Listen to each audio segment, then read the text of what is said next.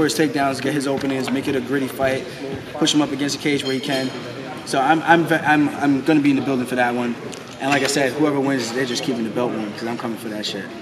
Actually, going back to Dominic Cruz, he's facing Jimmie Rivera, and you had a little bit of Twitter beef going on with Jimmie. How did that Well, it wasn't even with Jimmie. It was his girlfriend talking shit to me. His wife talking shit to me. I'm like, what? I don't understand what happened in 2017 where fighters' girlfriends do all they do all the trash talking for their boyfriends, which makes no sense to me. I'm like, I'm not gonna sit here and talk shit to you.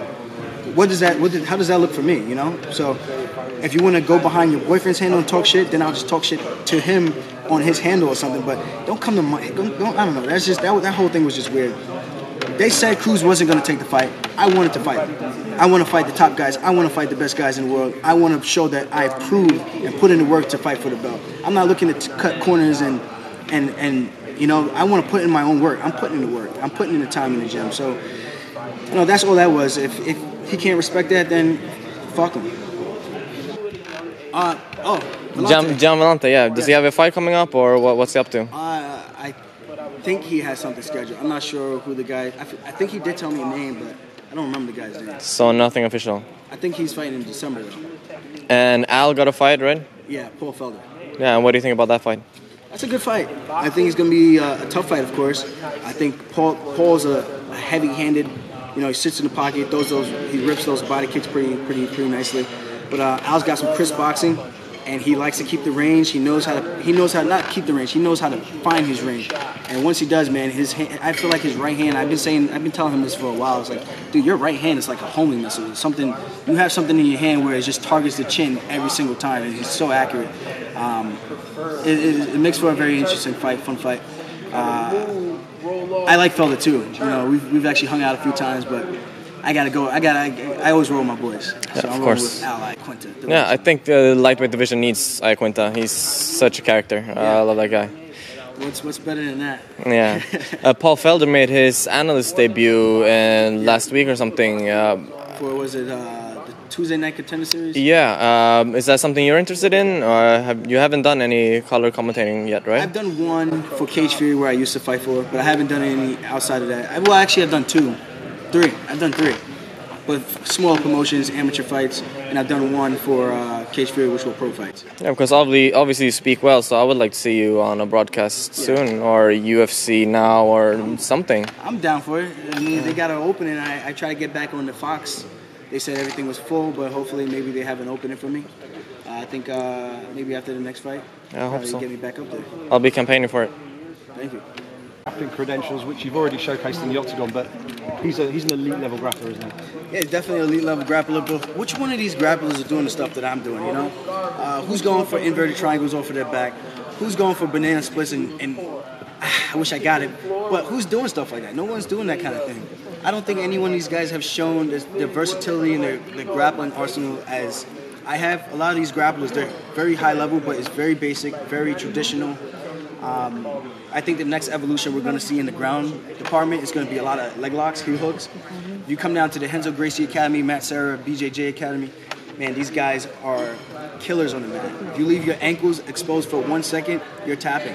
And those are the guys I'm rolling with every day. So my game's just evolving every time I step in the room to practice. And I don't know what Ronnie Yaya is going to have for me besides traditional grappling. You know, I'd be very surprised if he come out and do something very unorthodox. And I'm willing to go out there and throw a flying triangle. Is he willing to do some shit like that? I really have no idea, but I'm willing to do that kind of crazy stuff. And I'm not really sure what to expect besides him trying to go out there and take me down. If he tries to stand with me, I think it's going to get ugly really fast, really quick. Map out your 2018. You said just then that aiming to get the belt in 2018. How many fights do you think you're going to need to go through to get that title shot? I think 2 more. I think this one, and I think I fight 1 more in 2018, and I think that should be the #1 contender fight. I think just the way the landscape of everything, you got Sunsao fighting Matt Lopez. The winner of that is going to be one step closer. Really, I don't think they want a Sunsao to fight for the belt. That's just my personal opinion, because the guy split decisions everybody. He acts like he just got a finish. Caraway, that guy doesn't fight. He's finally fighting. He's fighting on the same card as me. Then you have Cruz versus Rivera. They're getting the next title shot. That will be in 2018. And then after that, we're gonna see what else shakes up. You got Ja Dotson if he gets another win. that could be an interesting fight for me. So I just think this fight, I have to win this one. Got to get a finish. I think I go out there and fight one more in 2018, and I can solidify myself as the #1 contender for the next shot at the belt.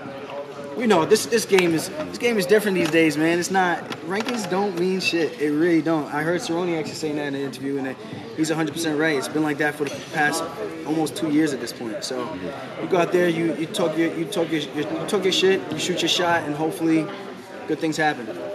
So you'd be happy enough if your next fight in December was actually for a title. You're at the point of your career where you feel like you're perfectly ready for that opportunity. For this next fight in December. Yeah, imagine that was a title shot. Are you in the place in your career where you can handle that?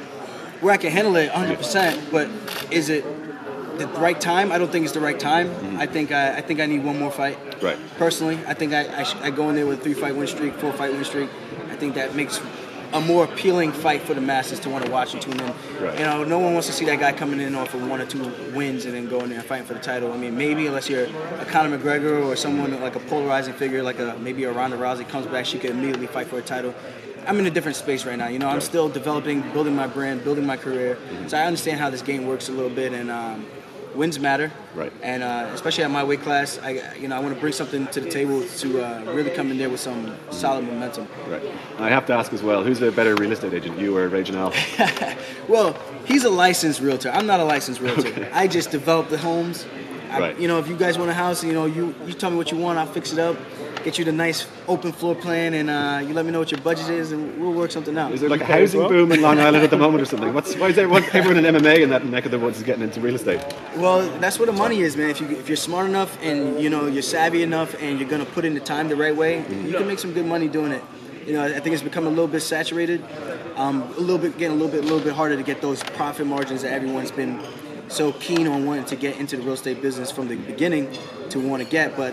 You know, if you do your homework and you put in time, it's possible. But it's hard with fighting, man. It's hard. And do you think, just from your personal experience, it's important to have something else, not just your mixed martial arts career, but have another revenue stream that kind of helps you out as well? At least one thing. You know, I think it's very foolish for guys to just think I'm just gonna fight and that's it, because it's only a select few of guys who are gonna come in and just constantly keep winning where their purse is gonna go up. They're gonna fight for the belt right away. There's gonna be bumps and ups and downs in the road, man, and it's like a roller coaster, this sport.